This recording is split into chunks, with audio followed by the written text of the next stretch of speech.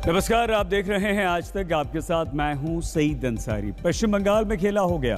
पश्चिम बंगाल विधानसभा चुनाव के जो परिणाम इस वक्त तक सामने आ रहे हैं, ये रुझान है और ये परिणामों में तब्दील होने के बाद फाइनल होगी। लेकिन नंदीग्राम में जबरदस्त कांटे की टक्कर चल रही है। वो नंदीग्राम है जहां 16 राउंड तक की मतगणना पूरी हो चुकी है। सिर्फ एक राउंड की मतगणना बाकी है। ममता बनर्जी सिर्फ 6 वोटों से पीछे चल रही हैं। अनुपम मिश्र हमारे संवाददाता के पास आपको लिए चलते हैं। अनुपम, क्या खबर है और ये आखिरी राउंड की गिनती कब तक शुरू होने वाली है? इतना कांटे का मुकाबला कैसे? बिल्कुल, नंदीग्राम में बहुत ही नज़दीकी मुकाबला चल रहा है। 16वें राउंड की जब मतगणना शुरू हुई तो 3 टेबल थे। 3 टेबल, दूसरे टेबल की गिनती के बाद ममता बनर्जी लगभग 8000 वोटों से आगे थी। लेकिन जो आखिरी टेबल में गिनती हुई उसमें 8000 की जो बढ़त थी वो तो कम हो गई। 6 वोटों से शुभेंदु अधिकारी आगे हो गए और अब सिर्फ आखिरी राउंड बचा हुआ है। और जिस तरीके से, जिस नज़दीकी मुकाबले की हम कल्पना भी नहीं कर सकते हैं, उस तरह का मुकाबला फिलहाल नंदीग्राम में देखने को मिल रहा है। हम लोग ममता बनर्जी के घर में हैं। उम्मीद की जा रही है ममता बनर्जी कुछ बोलेंगी, लेकिन जब तक नंदीग्राम का नतीजा नहीं आता है, और वो भी शायद ममता के फेवर में, तब तक हो सकता है ममता कुछ न बोले। लेकिन अनुपम, ये बताइए कि ममता बनर्जी को पिछली बार के मुकाबले कोई नुकसान नहीं हुआ। वो 200 सीटें इस वक्त भी रुझानों में जीतती हुई दिखाई दे रही। तो ऐसा क्या हुआ कि ममता के नेतृत्व में बंगाल में टीएमसी चुनाव जीत रही है और नंदीग्राम में इतनी कांटे की टक्कर उन्हें मिल रही है? शुभेंदु अधिकारी उन्हें जबरदस्त टक्कर दे रहे हैं, कैसे? जी बिल्कुल, आपको बताऊं, नंदीग्राम शुभेंदु अधिकारी का गढ़ कहा जाता रहा है और पिछले कई सालों से नंदीग्राम में शुभेंदु अधिकारी ने काफ़ी मेहनत की है, काफ़ी काम भी किए हैं। तो जाहिर तौर पर जब शुभेंदु अधिकारी नंदीग्राम से खड़े होने की बात हुई, तब अगर ममता बनर्जी न होती तो आराम से शुभेंदु अधिकारी नंदीग्राम जीतते।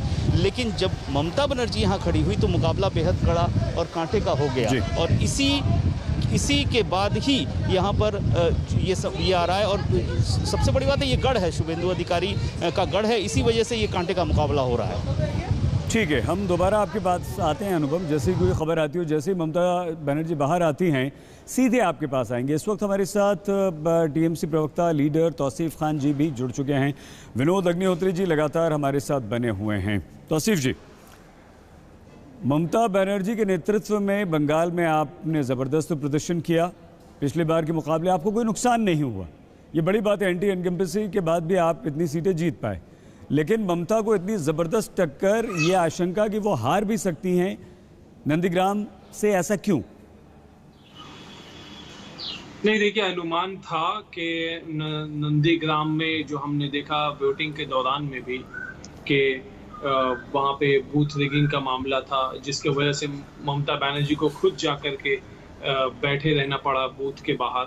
तो वहाँ पे जो लोकल लीडरशिप रहे, जिन लोगों को जिम्मेदारी दी गई थी तृणमूल की तरफ से, उन पे एक प्रश्न चिन्ह उठ सकता है।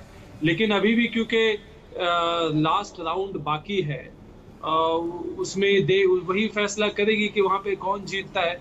एटलीस्ट इससे ये बात समझ में आता है कि शुभेंदु अधिकारी को लोगों ने वोट दिया है नंदीग्राम में। उन्होंने कोई कसर नहीं छोड़ा अपने कैंपेन में और लोगों का वोट उनको मिला है। लेकिन ममता बनर्जी एक अकेले नंदीग्राम से नहीं लड़ी। ममता बनर्जी बंगाल के पूरे 294 सीट से लड़ी। हर एक सीट पे ममता बनर्जी कैंडिडेट थी। वो मुसलसल कैंपेनिंग के दौरान भी यही बात कहती रही है कि हर एक 294 सीट से ममता बनर्जी प्रत्याशी है और कोई भी जनता जहां हर एक बंगाल के कोने कोने में आधिकारिक तौर पर तौसीफ जी, जहां से वो चुनाव लड़ रही हैं, जो सीट काउंट होनी है, जो सीट इस टैली में जुड़नी है या घटनी है, वो नंदीग्राम है और वहीं पर उन्हें ज़बरदस्त टक्कर लग रही है और ये भी आशंका जताई जा रही है कि वो हार जाएंगे। हम आपसे बात करेंगे और लेकिन मौसमी सिंह हमारी संवाददाता के पास इस वक्त हम आपको लिए चलते हैं। टीएमसी के रणनीतिकार प्रशांत किशोर से कुछ देर पहले मौसमी ने बात की है। क्या कहा है प्रशांत किशोर ने? मौसमी, सही, देखिए, हम लोग प्रशांत किशोर के ऑफिस आईपैक में है और यहाँ पे आपको हम दिखाना चाह रहे थे कि किस तरह की तस्वीर है। यहाँ पे आप देखिए, सारे युवा हैं, सारे स्लूथ जो रणनीतिकार प्रशांत किशोर के साथ उन्होंने दिन रात काम किया है और एक तरीके से कह लीजिए खुशी का आलम है, खुशी का माहौल है, क्योंकि